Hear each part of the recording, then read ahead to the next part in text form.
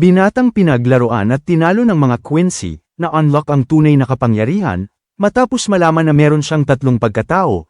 At kung gusto mo ngang mas ubaybayan ang kwento nasa isang channel ko nga pala, na One Kaso Recap ang part 1 at part 2 nitong video. Ayun lang at simulan na natin. Nagsimula nga ang kwento, dito sa naudlot na laban nila Yhwach at Ichibi, dahil matapos ng maliitin at paglaruan ng monghe itong Quincy King, dito ay bigla naman nagsalita itong si Yhwach, at sinabi nito kay Ichibi na hindi daw niya akalain na makikita niya ang ganung lakas ng Squad Zero habang nakapikit ang mata niya. At habang sinasabi nga ito ng Quincy, bigla namang naging dalawa ang eyeball nito, at kasabay nun isa-isa nga ring umilo itong tela na kinalalagyan ng mga Royal Guard ni Yhwach. Kaya nang ustong aalis na itong si Ichibi, dito ay bigla naman siyang sinaksak ni Yhwach sa dibdib. Kaya naman napatanong na lang itong si Ichibi kung bakit hindi pa patay itong matanda. Hindi naman makapaniwala ang monghe sa ginagawang pagtanggal ni Yhwach sa tinte nito. At dito na nga sinabi ni Jagram, na muling nabuhay ang Quincy King 900 years ago na ang nakakaraan, at 90 years naman muling nanambalik ang utak nito, kasabay noon 9 years naman ang bumalik ang tunay na lakas nito. Dagdag pa ng Quincy, na simula pa lang daw ng laban nila, ay hindi pa ginagamit ni Yhwach ang tunay na lakas nito, dahil kung sakali daw na gamitin niya ang lakas niya bago ang 9 years, ay sigurado daw na mawawalan ito ng control.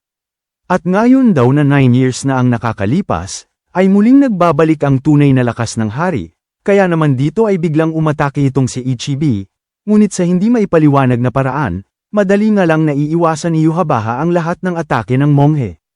Kaya naman nagsalita ulit si Jagram, at sinabi nito na ngayong nagbukas na ulit ang mga mata ni Yhwach, kaya niya nang makita ang lahat ng nangyayari. Kaya naman sa ngayon ay imposible na itong mamatay dahil ang shrift daw nito ay A, na kung saan ang gagaling ang lakas ng kanilang hari. At dito na nga sinabi ni Yhwach, ang katagang Almighty, na dahilan naman para makawala itong si Uryu sa bangkay na ginawa ni Senjumaro. Nagsalita naman itong Soul Reaper, at sinabi nito na tatahiin na lang daw niya itong si Uryu, upang hindi na ito mahirapan pang matulog. Sagot naman ng binata na iwasan daw muna niya ang lahat ng kanyang arrow. Kaya naman dito ay agad na naglaban ang dalawa, dahil sa bagong lakas ni Uryu, dito ay nagagawa naman niyang makipagsabayan dito sa bangkay ni Senjumaro, at gamit ang Licht Regen, madali nga niyang nasalag itong tela ng Soul Reaper, ngunit sa kalagitnaan nga niya sa ere, bigla namang nagsilabasan itong si Senjumaro sa mga tela sa paligid, at sunod-sunod itong nagpalabas ng hollow sa paligid, at dahil nga sa dami at sa ginawang pagtahi ng Soul Reaper kay Uryu, na outbalance naman itong binata. Kaya naman dito na rin nakakuha ng pagkakataon nitong si Senjumaro na tusukin ng karayom sa batok itong binata, na dahilan naman upang umilo ito ng sobrang liwanag. Agad namang nalipat ang kwento dito kila Yhwach, at sinabi nito kay Ichibi na malamang daw ay nagtataka ito, sapagkat hindi siya namatay sa ginawa niyang mga atake, at kung bakit hindi na tumatalab sa kanya ang kanyang bangkay, at kung papaano siya matatalo.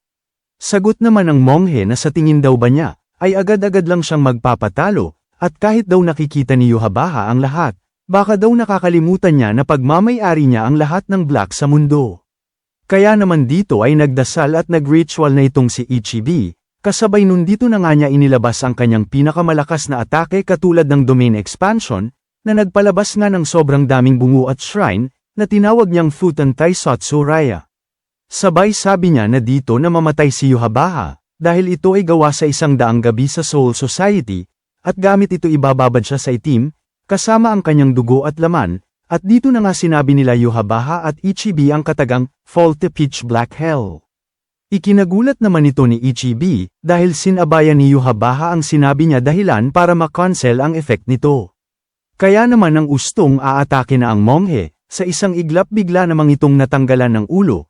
Kasabay nun dito na rin nagkaroon ng karagdagang kapangyarihan si Uryu, sabay atake nito kay Senjumaro, na ikinagulat naman ng lahat ng Soul Reaper, dahil naramdaman nga nila ang pagkawala ng Reiatsu ng Squad Zero. Matapos noon, pinasabog naman ni Yhwach ang seal na ginawa ni Ichibi sa Royal Palace, at agad na nagtungo sa kinaroroonan ng Soul King, habang sinasabi na dito na mamamatay ang tatay niyang si Soul King na hari ng tatlong mundo.